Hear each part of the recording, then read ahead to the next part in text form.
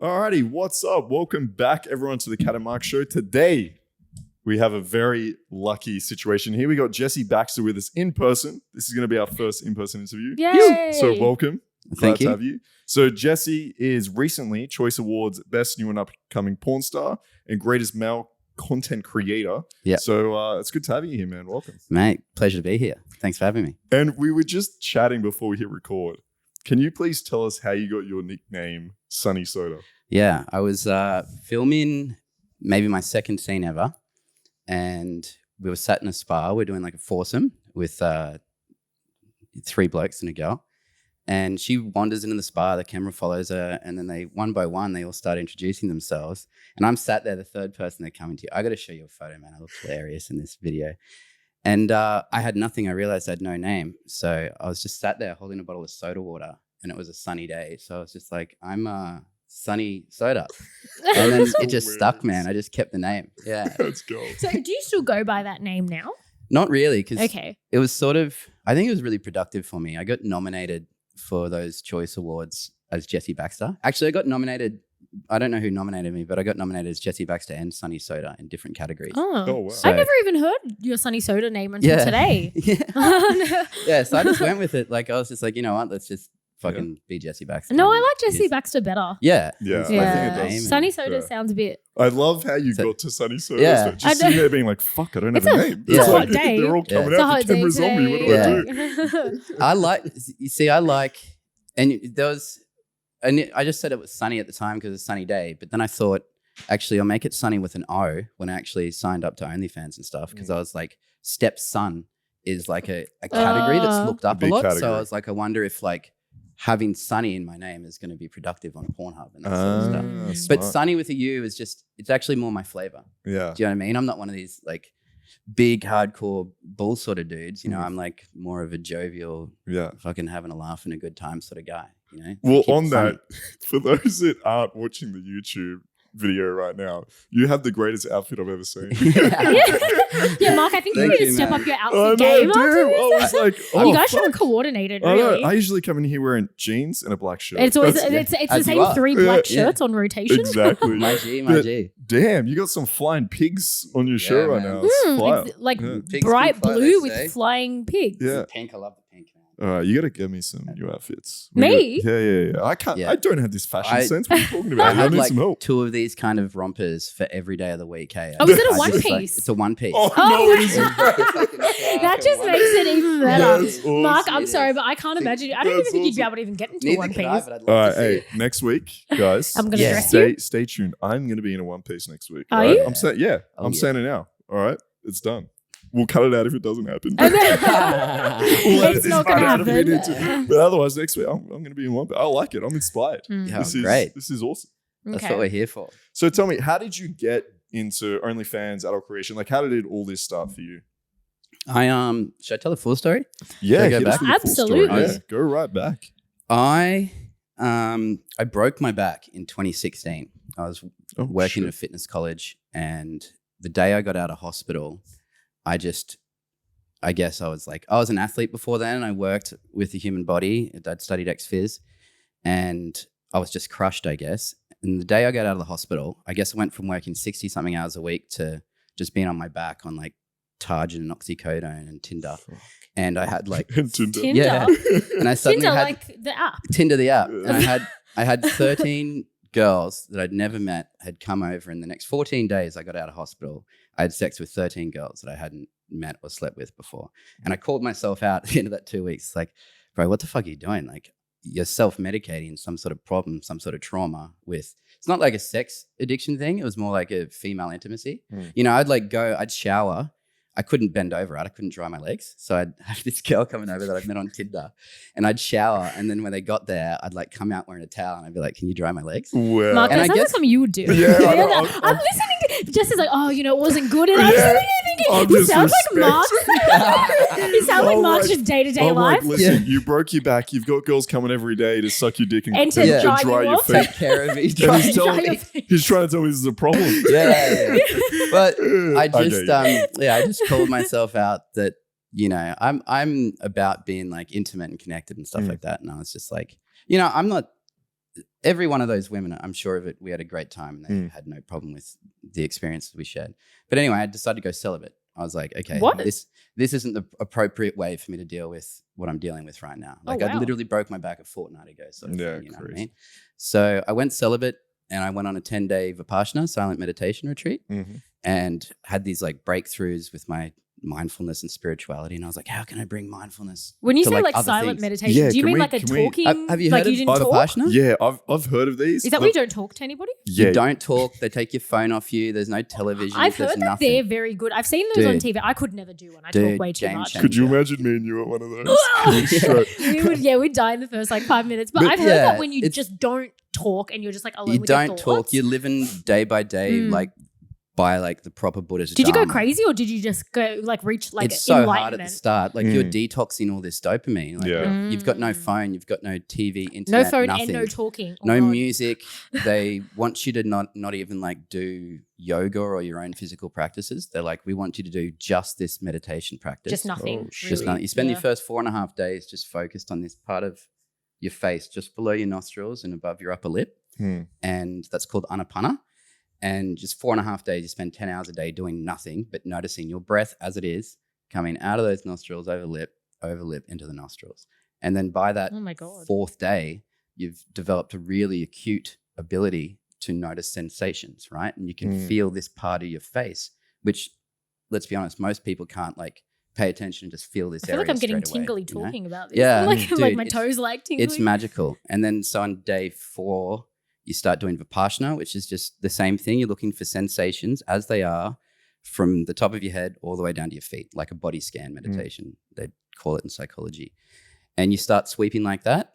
Come like day 7, this is like, you know, maybe a year after I broke my back. I hadn't been able to sit cross-legged since. And then on day 7, I'm sat there cross-legged in meditation and I just guess I'm present with my body at the time I feel the pain, this chronic pain I have, nerve pain, just leave, you know? And I had these tears just flow down my face and I was just like elated. And then from then, man, like you get such an acute ability to sense that you can sense like atmosphere on your skin. You can sense your own like cells vibrating.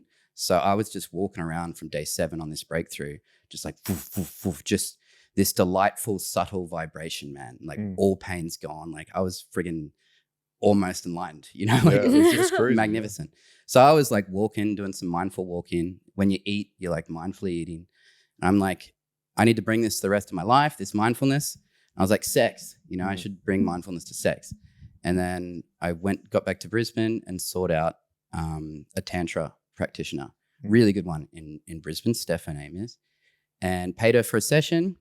And, you know, it was really good. I was a meditator, martial artist since I was 5. So I guess I didn't know, but like energetics was something that I'd already dealt with in ways. And she's just like, we had a really good connection. Like, you're good for this. Do you want to come to a Tantra temple night? And that's where I met my mate, Rob. I took a girlfriend of mine who was a swinger. She had so a hang on, boyfriend. for those that are wondering, what is it? Temple night. Tantra night. It's like tongue twister. It's like a playful workshop, right? Where you do, you know, we did this. So Rob and I, the girl I'm with and the 2 girls he was with, were paired up in a 5-some group, and we did like these touching exercises and different type of exercises that get you into like presence and intimacy and stuff like that.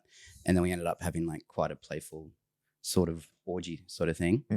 And I like the way you describe it. Yeah. Quite a playful orgy. Yeah. No, you but know, it wasn't full penetrative orgy, not from That's Mark's kind of being playful. So, Yeah.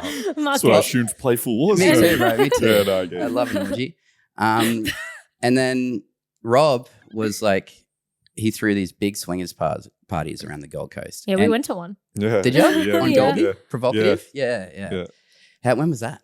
It was a Playboy Bunny one. Yeah. Oh, yeah, I remember In that. February, maybe? Yeah, something like Oh, that. Yeah. this year? Yeah. Yeah. No, I think I missed that one.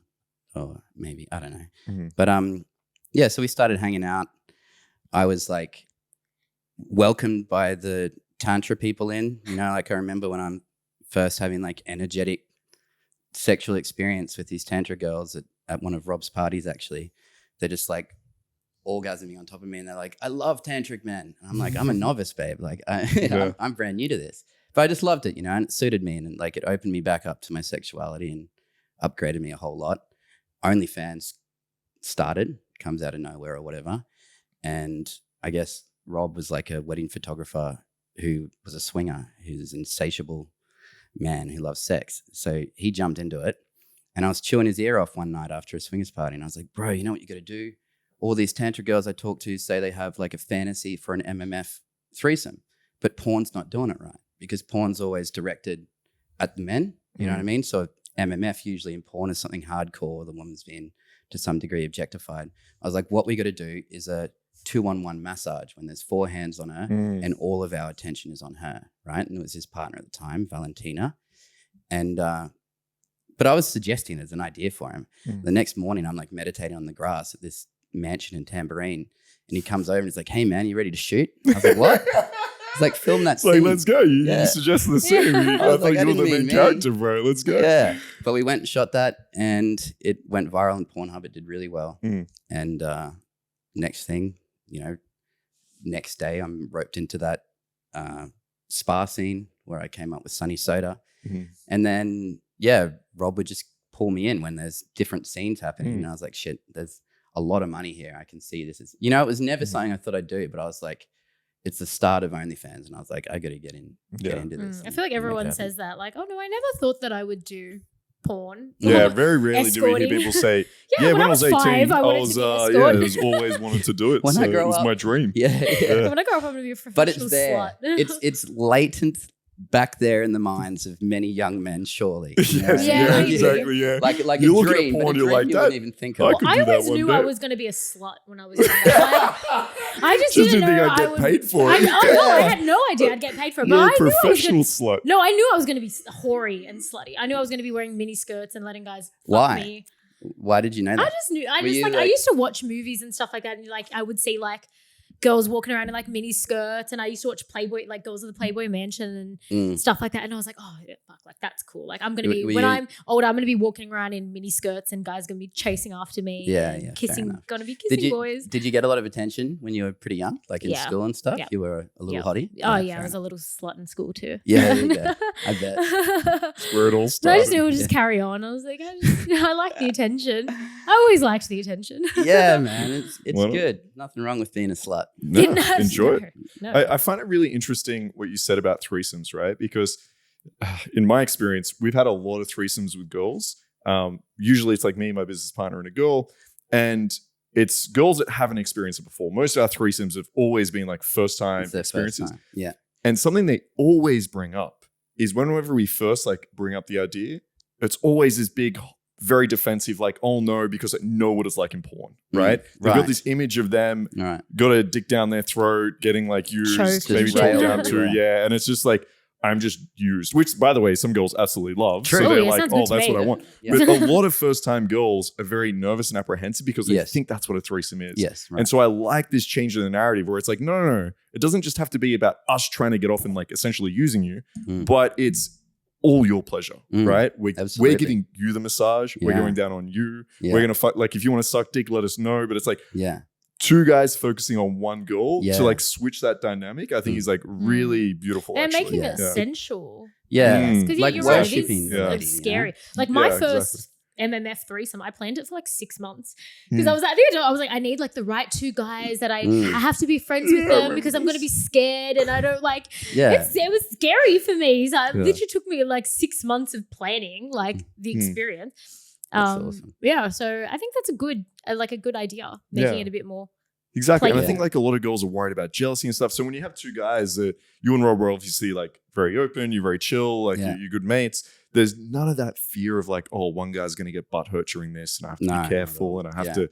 So it's and really we nice. share like a polarity, Rob and I, we found like he's very much like in Tantra, they would say like dark masculine, sort of like penetrative and like, he's the squirt master and he just likes to like, when you see him at a swingers party, like he's insatiable, dude. Like, bro, that guy loves it. Oh my god, I've never seen anyone. He will have sex with everything, and like and then there's me. I'll be like socializing. Last swingers party I was at of Rob's, I got there late, and as soon as I got there, man, I'm being like tugged in different directions by like these girls and that girls, and everyone just wants to get me in a room and fuck me. And I'm like, I haven't said hello to everyone yet, you know? And I like to socialize, and I'll be the guy who's like rolling joints out in the smokers section. And when someone's triggered, like a girl's, triggered by something, they'll come out and they'll sit with me, and like I'm intimate and I'm like social loving, so they'd say light masculine in Tantra. So that sort of polarity that we had to offer was really, it's beautiful. Good in a group situation.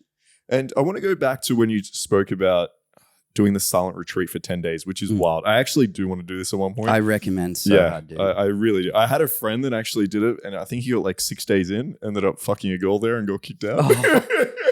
I feel like I know who you're talking about. Buddha's so not down with that. Yeah, no, exactly. But Buddha'd be okay with it. But yeah, it's the people I've spoken to that have gone to these retreats haven't like, they speak so highly of it. And I've gone to a couple of like ones in the Blue Mountains where it's like a 2-day or 3-day retreat, and it's is that Vipassana? There's a Vipassana in Blue Mountains. No, it wasn't actually. Yeah, there's a lot of different ones, but these weren't like no speaking or it was just like you go there, you do meditate, you do yoga. It's just more chill. So I do really enjoy it. But I guess my question is, you said you took a lot of that into sex. You want to just speak a little bit about that, about the importance of mindfulness, not only for yourself during the sexual experience, but I think like especially for girls, and especially we were just talking about the age of TikTok where like no one has an attention span. Essentially, because we'll just use that. Essentially, How do you feel that mindfulness, not only for yourself but for the girl, can help during sex?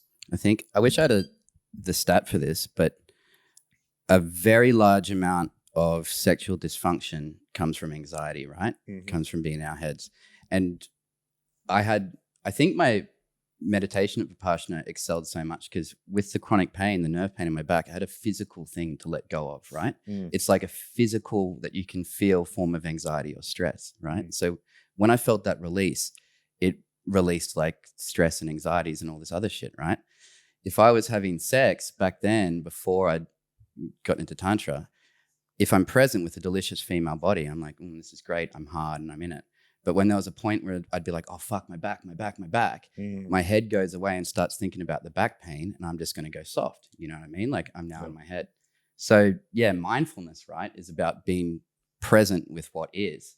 So if we're present just with each other's delicious bodies, and we're breathing together, we're moving together, we're making sound together, that sexual dysfunction, for the most part, for most people goes out the window, right? If you have female orgasmic disorder, women who can't orgasm, it's usually just an anxiety. It's women who can't orgasm from sex, right? When they use a stat, this many women can't orgasm, they mean that they can't orgasm from sex, but most of them have gotten there by masturbating. The difference is when they're masturbating, they're like in their own bodies and they're not like, loose and, like it's the same thing goes for a scene, right? That's why I like that. That's a big part of the massage, I think. You've got a lot of people in the porn world who are really good looking. And when you're really good looking and you've made money and influence out of your looks, then you're concerned how you look in this angle or you look in that angle. And, when we're worried about those things and we can't find a flow, it's going to be harder for us to orgasm and enjoy it and blah, blah, blah. So, I think like anything, it's about finding that flow state, being mindful and just present with your bodies, and you should be able to find a flow, right? Yeah, because something I found interesting, when you were talking about the meditation, you spoke about focusing on that sensation of breathing just above your top lip. And something Kat said was, I can sort of feel like some tingling now. And something I think you mentioned as well is like, I never even knew there was a sensation there, and now I can sense it. And it's so true. Like sometimes if you ask people, just focus on your big toe. It's like, oh shit, I never even knew I had sensation in my big toe. Like that's so weird. Yeah. But I think a lot of girls don't realize they can feel sensation in their pussy or in their clit. And it's like, they're just not focusing on it. Yeah, and same with guys, right? Like same thing you mentioned, like when you get fucking in your head, out of your body, you lose your erection or you find it really hard to come, things like this. But exact same with girls. I think like they're just never given that opportunity to just let go, as you mentioned, and just focus on the pleasure they're receiving. Yeah. So do you want to talk a little bit about how you use massage or really like any other technique to get women like back into their body, focusing on that sensation, relaxing, not worrying about the anxieties that they have pop up or insecurities, and how you think that helps not only in scenes but like in your personal life, I guess. Yeah, I mean, it'll help anyone generally, and it's obviously good for men and a good, what's the word? A good example, you know, to be sharing with men. I thought that when I was coming into the porn space, because from like a hippie spiritual level, I didn't want to contribute to this machine, which was like, you know, this is why OnlyFans, it decentralizes it. OnlyFans changes the game. But classically, porn's been like this machine that objectifies women. Maybe there's 3 seedy dudes that pay her $500 and then they go make $1 million off that scene, you know, and it's like objectifying them and, you know, hardcore stuff. And at the end of the day, you know, from a spiritual sense, to encourage men to just ejaculate over in 2 minutes over a porn scene is bad for the globe, man. You know, like we got testosterone levels going down and more men aren't having sex, or women too. People aren't having sex as much and stuff like that. Yeah, like how does massage essentially help? So no, I do like what you're speaking about the contrast between, okay, OnlyFans has allowed you to take porn essentially where you want to take it. So it feels less like the very old school porn industry, which was, okay, we're just going to fuck a girl, try to make some money off this. It's very much just focused on, I'm trying to come. There's no communication about what the girl might like. Even if it is like the hardcore penetrative stuff, it doesn't seem like that was a conversation that was had. You just lucked into maybe a girl or two that might be into that. Whereas with your OnlyFans, you can like navigate that.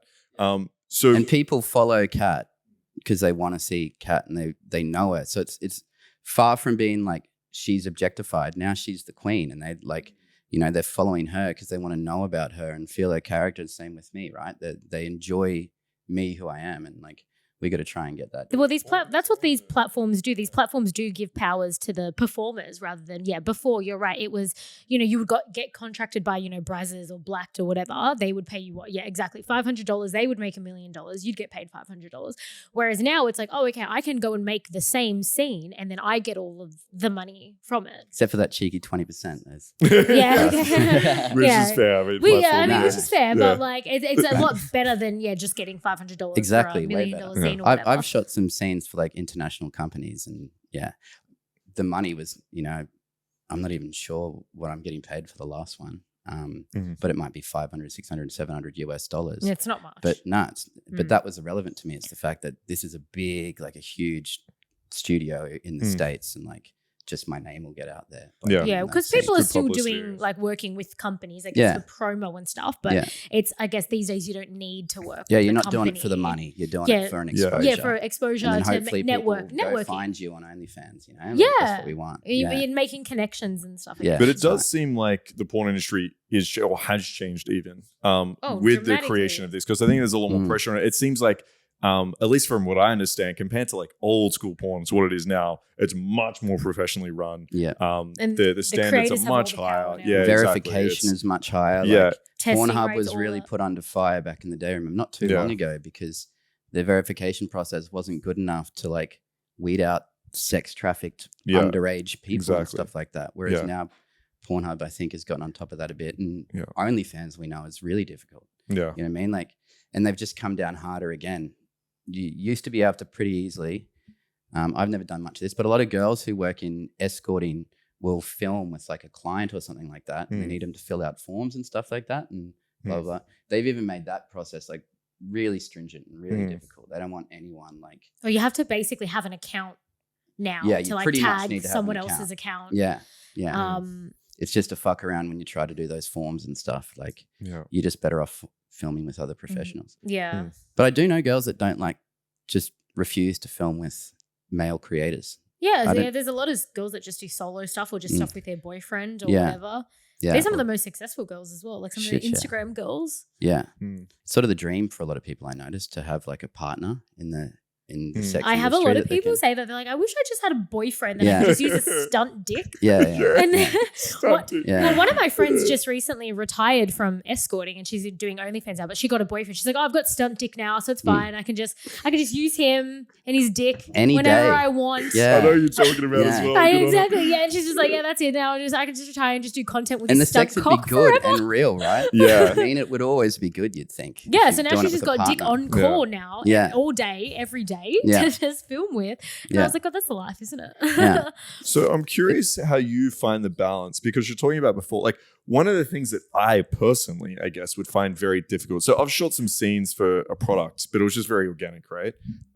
How do you find the balance of, because obviously you also want like a beautiful scene. You want a scene that looks good in terms of videography, right?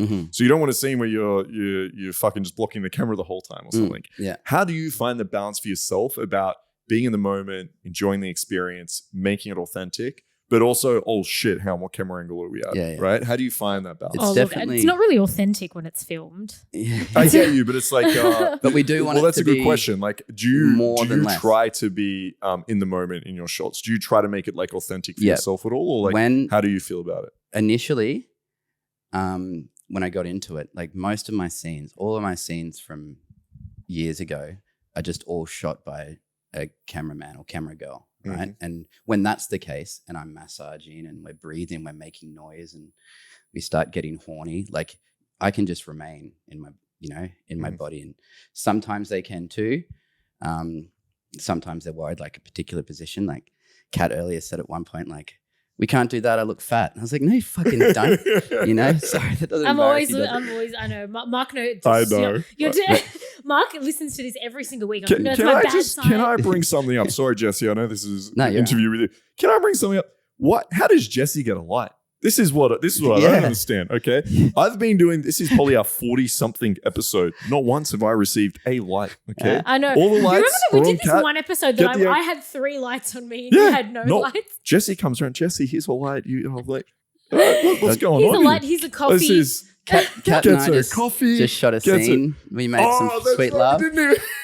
Okay, so you need to have sex first. That's how you get a light. Yeah. I've figured it out. I figured And to we've bring been this up. complimenting each other all morning, actually. Damn. Okay.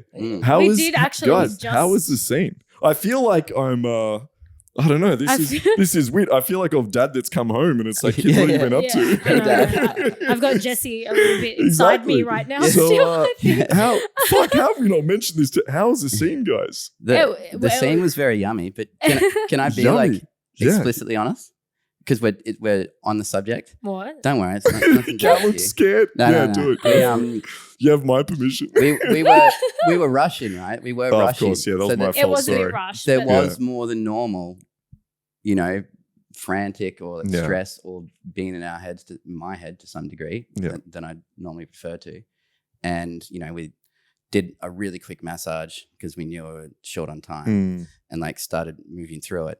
And there were times there where like we had to stop and move the camera and literally, man, like, you know what Tantra is like. If I'm like, if I remain in my body, I can just be moving this energy and go forever. But, I'd go soft again, like have to get aroused again. And, like, there's just a lot going on for us. And Kat actually called it beforehand. She was being cheeky. She was like, you'll come quickly with me. They always do. And people underestimate. People underestimate your pussy, okay? No, They do. Yeah. They always we talk underestimate about this Kat's on pussy. air all the time. I And know. I say Herself people in this don't think it's as fucking good as position. It's one of my favorite too. She's like lying on her And I stomach was- with her yeah, legs I'm together. all She's tight. like Oh, yeah, extra that is Can you tight. tell Yeah. everyone? I say it on the air all the time. I'm Yeah. like, I'm really tight. Can you Yeah, tell she's everyone? really tight. Ah, She's really thank tight. you. And we were nice and deep. And Kat, you were saying like, don't be offended if I'm dry or whatever, but you were wet as fuck like at this point. Because it felt good. Yeah, it felt There you great. go. It felt great. But anyway, point is, I am in my head to some degree, and like we've been moving around, cutting and moving and stuff like that. And I like pulled out thinking that I'd be able to like, what do you call it? Clench the PC muscle and stuff. And I literally came like. Neck of it, I feel like all these like a waterfall all over it. I was like, did you just come? Yeah. And we hadn't. This is both our bad. Like we hadn't spoken like if I can come in her or anything like that. If we had spoken about that, I would have just been like, fucking, I'm going to come and come in you. But instead I tried to stop it and I'm like in my head, you know, a lot of guys wouldn't be this honest, but you know, that's what we're all about here. I fucking really appreciate this because what I'm thinking is like, for me personally, I find it so difficult. You spoke about like staying hard. Like I'd find it really difficult to be fucking a girl and then have to turn around and be like, oh, hang on. Okay. We need the camera this. What's our next play? What's our next scene? Yeah. For most guys, getting up and getting a condom is like enough to put them out of their head. So like, I feel like you're, no, it's like, I appreciate the honesty because a lot of guys would see porn and these guys look like they're just fucking reeling these girls forever. They're really, they're hard the whole time. Like it just seems very like flowy. Like there's no, oh fuck, I need to take my pants off and it looks all awkward. Like that part's cut. So like hearing okay, look, there are some parts that like are difficult. There are some issues where it's like, oh shit, I need to get out of my fucking head a little bit at times. So I think it's a nice thing to like honestly speak about that and put it out there because a lot of guys get the wrong idea. That, you know, it can happen to professionals as well. It's happened to me a few times. Like orgies. So like orgies wouldn't be a come and quick problem, but there's times when I've just like, you know, wandered off to the corner and I go like, I'm soft as because it's just like, no. Orgies scare me. Yeah, man. I did one recently. There was like 7 or 8 of us, right? And there's just like so much commotion. Like, you know, whereas, you know, I prefer to be like in my body and present with someone. So when I find that, like, I just leave the room, do some helicopters in the corner or whatever. I love it. And then try and find just one particular woman that I can connect with. Yeah. And then when I'm, you know, in there, like, you know, just there were times before we started shooting, like, what did you do that aroused me? Like Me? Yeah, you're like, you would like put in the bow on or something simple like that. And like she knelt down in front of me and like, you know, I was putting suspenders and a bow on you, but I was doing it in my undies and I had one stocking on because we were filming a TikTok that we just needed one of my legs. Yeah. So only one leg was in it. So I was like, I'm just going to put a stocking on this one leg. Both of them on. I don't need, so I was walking around with like my undies and basically my boobs out with this stocking on like one leg and I was like kneeling in front of it. So it's just like, this girl's delicious. Putting the suspenders on. We're laughing, we're having fun and, you know, I'm going to have my cock inside her soon, you know, like I'm just present with that. Like, how can you not be aroused, right? But when you're in the scene, if I'm not focused on the beautiful cat and I'm worried about something else, it's tough, dude. And I think probably it's the case for any man. Even like I suppose you can take Viagra stuff, but I think psychology overrides that. You can take a bunch of Viagra and not be hard if you're like stressed out or whatever. So like, I think it's a good point for guys is like focus on that pleasure and like actually what turns you on. So if it is connection, find that connect. Like I find this in threesomes and orgies as well. And especially when I'm doing it like with my friends or business partners, that's what we do a lot of the times. Like if I look over and I notice, oh, my buddy, like I can tell he's disconnected now and he's like finding it hard to, you know, stay turned on and horny. A lot of the times I'll leave the room. So I'll be like, hey guys, look, I need to go grab like a water real quick. Hey, did you want one? Yep. All right, I'll be right back. Same, bro. Yeah, exactly. And then so you give them for the chance. boys. Yeah, exactly. Yeah. This is some bro shit right here. Yeah. Okay. You give them a chance to like reconnect there a little bit and then you can come back in because sometimes like if your energy and focus moves over to just, oh, just my buddy's like here railing some girl. It's like, oh shit, this is throwing me off. Yeah. So it's a good lesson for guys just in one-on-one situations where just take a second and think, okay, like why am I actually attracted to this girl? What's actually turning me on? Like, is it that submissive? She's down on one leg and like fixing the bow and doing whatever. Oh damn. Is it like, okay, I'm looking at this girl and I don't know, she's got like amazing tits. I don't care what you're into, right? Like focus on like whatever's turning you on, bring yourself back to that. I don't think it's going to help quite a lot. Yeah, we have spoken about this a few times on the show that guys think too much about like, oh, I'm soft or I don't want to get soft. I don't want to lose my and that's a spiral, I don't right? want to come too quickly. Exactly. And then that's all they're thinking about. That and then itself. Thinking about not coming or not getting hard or coming too quickly or whatever, that in itself then makes, you know, makes you get soft or whatever. Yeah. As I say that all the time with my clients, like sometimes they, you know, they have trouble either coming or getting hard or staying hard or whatever. And then they fixate on it like, oh my God, no, I just need to get hard. I need to get hard. And it's like, just relax. Just how about we just think about something different for a minute and not think about that. Well, that's, you know, what Tantra is about and mindfulness of any sort. You're like about the process, not an outcome, right? You're not focused on some sort of outcome, you know? So when I'm at Vipassana, they keep saying like, they keep reinforcing, don't have an aversion to the bad sensations like itches and pain. Like I was dealing with pain. You just accept it non-judgmentally it is. And don't have like an attachment to the good sensations. Like when I said I had that delightful, subtle, vibrating sensation, if you're attached to wanting that subtle sensation, you'll find that you lose it. You know, so it's the same sort of thing. Like when you're attached to, you know, not getting hard, or attached to the concept of, you know, not coming too quick or whatever, you know, it literally like, that's what sort of progresses from it, right? You fall into that stitch up. So I have to ask, okay, I've seen a couple of your like Instagram videos and TikToks and whatever. Like you have a top tier massage, all right? I knew you were going to bring up the massage. Because, you know I'm a massage guy. You haven't brought this up yet. Well, we've spoken about this on previous episodes, but Mark is all about warming people up with like the massage.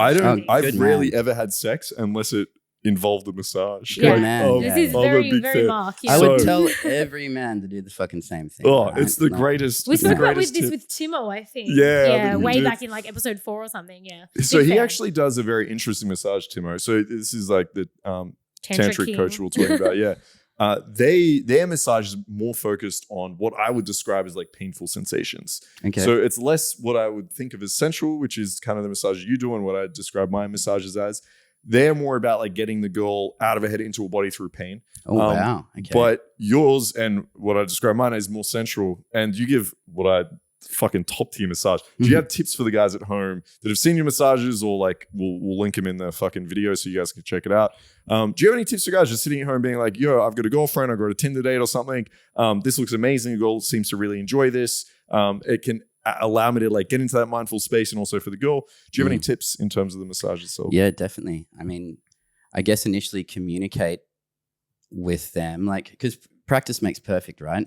Because ideally, you know, like a master masseuse, if they're like a remedial masseuse or if they're tantric or whatever, they're feeling for the reactivity of the body, right? What do you call it? Like the muscles response, or like they're intuitively feeling for how you're being responded to. And you can only get there with practice, right? To that level of mastery. And, you know, that's what Tantra is all about, really, like locking in your two souls together and feeling each other and responding to each other. And that's where I think a lot for the man, this experience of full body orgasm, it's that sort of stuff that people see people doing in Tantra and they think it's woo-woo.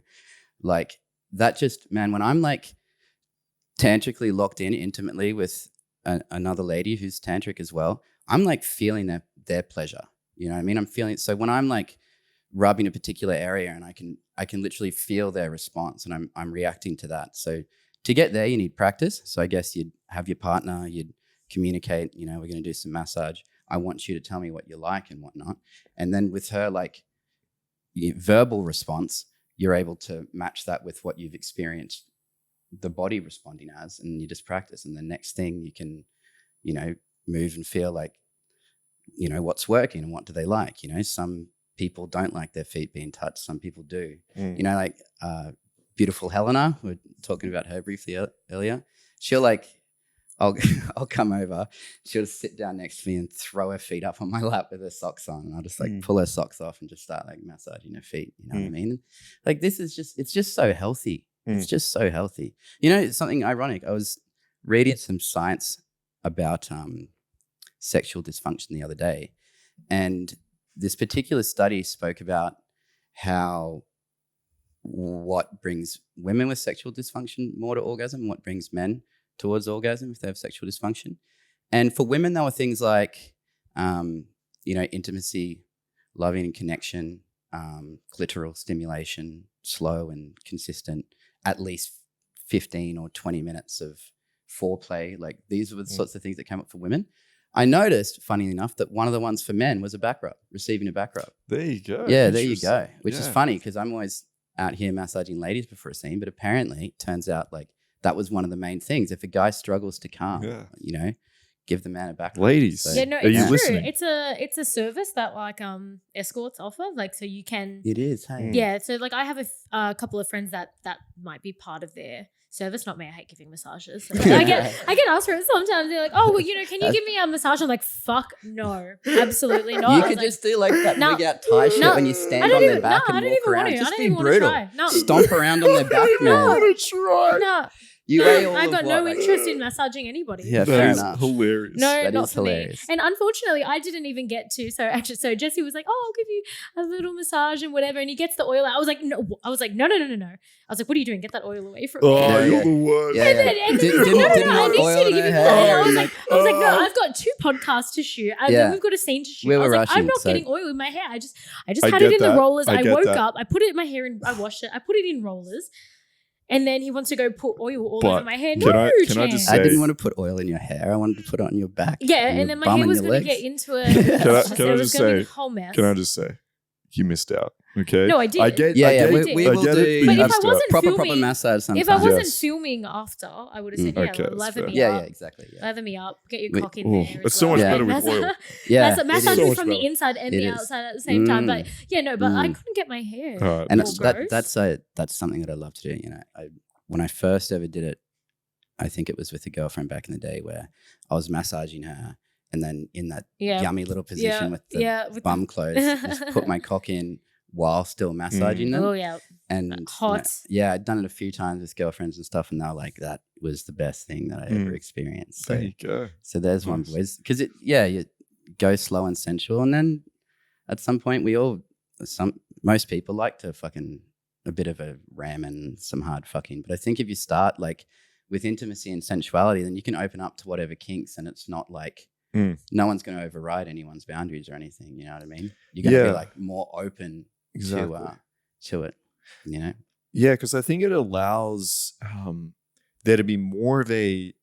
I'm trying to think of the right way to describe this, but like discrepancy between the two. So the highs actually feel more high and the lows feel like more chill and sensual. So oftentimes I hear guys say like, yeah, I know you teach this massage and blah, blah, but my girl is like very into BDSM. She wants to be degraded. She just wants to be like thrown up against a wall. I don't think she's going to enjoy this massage at all, which could be true. It's good to communicate. But what I find is, as you said, if you start just slow, sensual, then when you do ram her against the wall, it feels way more intense because she's just been so relaxed and so chill and so sensual. And ideally you've spread like delightful sensations all over the body, right? Rather than just being genital focused. True. And like people are pretty clued in that women have these erogenous zones all over their body, but men seem to not realize that there's more to our body than our dick, right? But when you're getting like, probably a lot of men have experienced how hot it is when a girl's like, whisper in their ear or biting their ear or biting their neck or something like that. Like we can move this fucking pleasure all over the body, right? And, when I got some oil and I'm doing long strokes and like we're moving it through the legs and then, you throw in a bit of like light touching and that sort of sensation play, Yeah, I think it just opens the body up to experience more pleasure all over. And then, eventually you can just start devouring each other, however you like to do it. Love it. Nice. Love it too. So you just sorry, I feel like I've been. Sorry, I feel like I've been hogging all the questions. No, okay. I reckon we could chat all day, man. No, that's right. I was like, if you want to ask anything, you can. Thing is, I want to ask you probably questions too, but that'll be another time. Because we probably will wrap up soon. Yeah. Let's talk about dating. So you mentioned that you've had a few girlfriends before. So in this line of work, first I should ask, do you just mainly predominantly do like porn and OnlyFans and stuff? Yeah, I'm like definitely a lot more selective about who I have sex with. Yeah. So do you date still while in this industry? Yeah, I'm open to it, but I'm not like fiercely looking or anything to date anyone. But not 13 girls in 14 days. No more of that. But I am like, honestly, I'm blessed. I'm surrounded by a lot of very beautiful women, in and out of the industry, on the Gold Coast. And I love that. You know what, to be honest, before I was in porn, I'd have guys ask me who saw me as like a social sexual mentor, and they'd be like, Jesse, I noticed that you're surrounded by so many beautiful women. Like, what's your secret? Like, how do I have sex with more women? And I'd say, ironically, rule number one, I'd say, is it's kind of like we were just talking about with mindfulness and sex. Stop being attached to the outcome. When you stop wanting to have sex with more women, you'll find that because women are more intuitive than men naturally, you know, more emotionally intelligent naturally, typically. And when we're not attached, when, you know, because Kat could get approached by 7 dudes in a night and she can sense that every single one of them is trying to get their dick wet that night, right? And then there's me, and it's like, you know, I'm just literally vibing and loving the concept that I'm talking to a beautiful woman. You know, I mean, you can take that in, just like enjoy like being like just talking to a beautiful woman, like how much fun, the intimacy and the fun and just that sort of interplay and whatnot. And then like, I mean, there's a lot of things, a lot of aspects that come into this sort of thing. But yeah, I think for me, I like to meet beautiful women. I like to hang out with beautiful women, but I'm not like needing to fuck, you know what I mean? I'm often pretty full and that sort of thing. So I don't know, like it happens, you know, I end up opening up into relationships here and there. And it's interesting because I kind of like it. I think a problem that I've had and a lot of us have in relationships is we're all looking for unconditional love, right? But everyone's carrying a bunch of conditions into a relationship.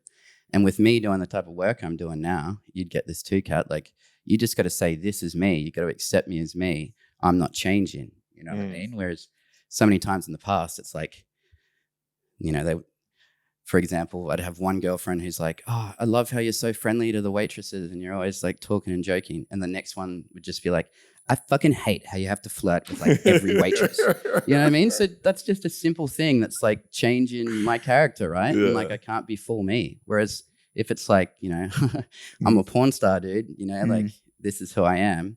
Yeah. There's a lot less like expectation that's put on me. So yeah, I just enjoy going with the flow and, you know, I'm not looking to date people, but I'm like introduced to a new but beautiful woman all the time. And how do you find living in the Gold Coast amongst the creator community? Did you always live there or did you move there for the like creators? Kind of. I bought property on South Stradbroke Island across from the Gold Coast, and because it's hard, like it's a boat ride, like a 20-minute boat ride. So that was like at the start of COVID, and I just wanted to be away from the thick of it, my own little place where it's like, if fucking doomsday happens, you know, I'm like on this island and I'm sorted and safe. But then when I started shooting more, I just started spending a lot more time on mainland Gold Coast. And I love it, man. I really, really, really love it. I think it's a very unique community. Yeah, man, there's so many beautiful people, you know, like so many great, beautiful people. You know, there's a lot of like stigma out there for sex workers and stuff like that. But man, I've met some of the most beautiful single moms I've ever met in my life, and some of like the sweetest, because you got to be open, right? You got to be laterally open-minded, you know, like you got to be someone who's, you know, not attached to all these stigmas that we've been brought up to into social culturally, whatever I'm trying to say. So yeah, I really enjoy, you know, like it's just so liberal and so like open and loving, you know what I mean? And everyone's so fucking sexy. And there's something about that too, like awesome. Manifest, right? Like I've literally been saying several times a week, every week for years now, I've just been saying like, I can't believe, like, is it just me or is everyone fucking beautiful? Like I am just surrounded by beautiful people. And I think because I've just been reinforcing that, it's just like happened more and more, you know? And then there's all these aspects come into it. Like we talk about attraction, psychology. One of the first main things, they call it proximity. That's the first thing, who's close to you. So we're often attracted immediately to people who are near us, is a funny thing. So you sit down next to someone at a uni class, or like someone's in your neighborhood or whatever on Tinder. But then the biggest thing that people are attracted to is likability or likableness. So when you're naturally, you know, clearly not trying to pick up and fuck, and you're just like having a good time and you're nice and comfortable to talk to in your confidence and your safety, then that like creates an attraction. And then there's one thing that's like drives attraction even more than that, and it's like social proof. And now I'm just like riddled in social proof, you know, like, oh, you know, Billy Beaver, she like invited me to a girls' day out, and she's just like brought all of her topless waitresses and all that sort of stuff to Cali Beach and Gold Coast. And I just come out and it's like Billy, who they think is a queen, is like, Jessie, she's great. And I always get this introduction, you know. I know blokes who like will literally stand back, cross their arms and just like tell me like 10 minutes later, they're like, bro, I didn't come over and say hey because I'm sick of everyone like screaming and running over to you. That's you know what I mean? Yeah. I hope I don't sound like a dickhead. This is just no, the but truth. it's true. I think like so I'm received very well just because other girls are like, you know, okay, like, you know, look at the reaction that, you know, Jesse's the best, you're gonna love him. You exactly. I mean? Yeah. Like, it's such a big shortcut. Like if I a don't have to random try girl, anymore. yeah, exactly. Like if a random girl sees someone they perceive as like a group of like hot girls hanging around you and like approving of you, then it's like this quick shortcut. Like, okay, there must be inherently something really attractive about this guy. Yeah. If a bunch of other hot girls like are into him. We did like, talk think about it's this cool. a few weeks ago, actually, that it's a good girls will, what did you said that, what's it called, pre-selection, I think is the word that you like called pre-selection. it. Yeah, and it was other girls have selected you. Yeah. Which means you must be doing something right. Yeah. And he's got it on film. Yeah. he's got the pre-selection on film. It is ignorant. I notice that ignorantly people all the time think that I'm like fucking all these girls, right? And that's what I mean. Again, that's not the case. They're all so comfortable and safe with me because I'm not trying to fuck them. You know, maybe I've had sex with like a few of them or whatever, or I'm open to it happening. You know what I mean? I love sex. But it's just like they're all so comfortable with me being like the yummy friend that they can dance on sexy, and we, you know, maybe we can make out or touch each other or cuddle or whatever. And so other people are noticing that. Yeah. And they're like, oh man, this guy's popular. What's going on? Yeah. No, and then they meet me and I'm a sick cunt. So. They made me all fucking awesome, all right? There you go. And so I'm wondering for you when it comes to dating, is an exclusive relationship something you'd be open to, or at this point are you like, look, it'd have to be kind of open? I'm definitely open to it. I've sort of been polyamorous or consensually non-monogamous for a while. But that just naturally makes sense, right? But that was initially a choice I made for two things.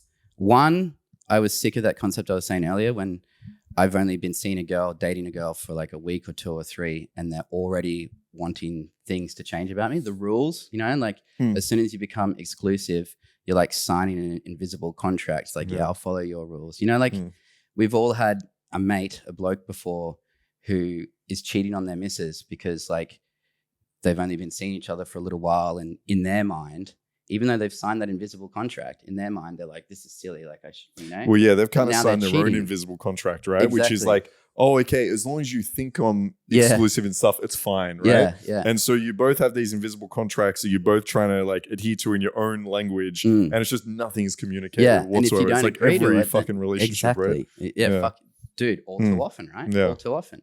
And the other reason was again, from like the spiritual sense, I was like, jealousy and possessiveness are these denser vibes, these denser emotions that I'd prefer be able to work out, right? Like if I think of jealousy or possessiveness of a partner, it's like there's something in me, right? You know, like you got guys out there who won't let their girl go out wearing a particular thing. You know what I mean? Like if you trust her and like, it's 2023, we're in fucking Sydney. Like she's not going to get like attacked or raped or whatever just because she's wearing something hot. So you should be able to trust her.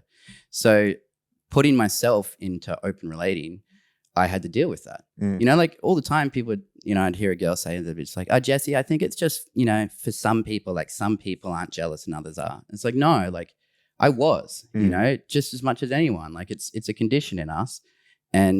But I just called it out for being something silly. And I put myself in those positions where it was like, you know, my girlfriend wanted to go and, you know, she was attracted to another dude and she wanted to go and fuck him or whatever. So, you know, it's like dealing with a phobia, right? If you've got a phobia of dogs, people naturally will cross the road when they see a dog, right? Every time you cross the road when you see a dog, your anxiety lowers and that reinforces the behavior of crossing the road. So it's the same with, you know, things that make people anxious, like being jealous or possessive. You keep doing, you want to control that other person, control your external environment so that you can lower your anxiety. You learned that works. But the only way to actually get someone over a dog phobia or arachnophobia with spiders or something is, they call it in psychology, gradual exposure or graded exposure. And, you know, they might start with a film and then eventually like a furry toy spider. And then eventually they want to be able to put a spider on your leg. So for me with jealousy, I was like, and possessiveness or envy and these things. I was like, I need to put myself in positions where that arises. I accept it, let whatever happens. And then you find 10 minutes later that anxiety is gone. It's like, oh, it wasn't so bad to let my partner flirt or kiss that person or whatever. And then now, you know, there's a lot less of that in me. You know what I mean? In fact, I'd love to see any partner getting fucked by someone else, like right in front of me. You know, I'm good for that. Yeah. It's funny. I talk about this with my audience sometimes, which when guys ask, how do I get over jealousy? I kind of jokingly say, like, go have a threesome or like let someone else have sex with your girl, like kind of jokingly, because I know like that might be super traumatic for some guys. But I think that like graded exposure therapy that you spoke about, which is, yeah, okay, when I have a situation where there's a girl that I kind of have feelings of jealousy over, I either see or know or like understand or be there when she's like with another guy. And I realize after that, nothing changed. Yeah. Okay. She's still really into me. We still have this connection. Exactly. Everything still feels fine. She doesn't like left me for some other guy. Right. And that process over and over again, you're like, fuck, like these jealousy feelings aren't really that accurate because they're coming back because you're like, it's a fear of loss. Like, fuck, I'm going to lose this girl. Yeah. Right. And you're like, every single time I don't lose her. Yeah. Of course, like there might be a time where maybe, I don't know, maybe she fucks another guy, she never wants to speak to you again. I don't know. I guess that could happen. But for the most part, but if that happens, then like, that's right as well. Yeah, exactly. I mean, if we try to attach and hold on to someone and like, don't let, you know, see, that's the thing too. Like, it's as simple as her or him, like the girlfriend might be at home in bed and I'm out at a pub and there's a girl in front of me who's beautiful and she's joking with me and whatever. We have like this nice existential connection. But if I'm concerned about that contract of monogamy that I've signed, I might shut that down and not even allow myself to like communicate with this pretty girl because I know that my girlfriend who's at home in bed would hate it, you know? So it's like I've got not just my own monologue in my brain now, but I've also got like a dialogue. Like I've got her voice in my head too, saying like, oh shit, I can't do this. Like, you know, I can't dance with this person. She'd hate it. You know what I mean? So yeah, I think it, you know, that those sorts of things, jealousy, it just takes away from each of us being able to be our full selves in many ways, I think. Sure. Because there's nothing wrong with like my girlfriend flirting with a dude when she's out and I'm at home. You know what I mean? Like it comes, for a lot of people, it comes down to like, you know, are you flirting consistently each day? Like, has it become like a little online thing where you're flirting, or did you have sex, like a physical thing? You know, like that's what people are really concerned about. The concept of my girlfriend just talking to another dude who's good looking, that shouldn't bother me fucking at all. That's going to happen. You know what I mean? Yeah, 100%. Yeah.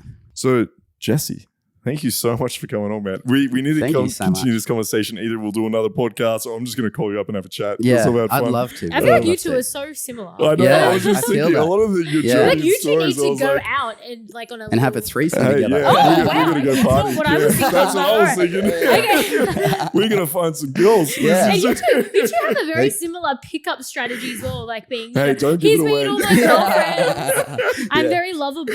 Yeah. Look at me with all these hot girls that I'm friends with that have pre-selected me. All right, so it's not even a strategy anymore. It's just a way of life. Hey, we're going to go find some girls.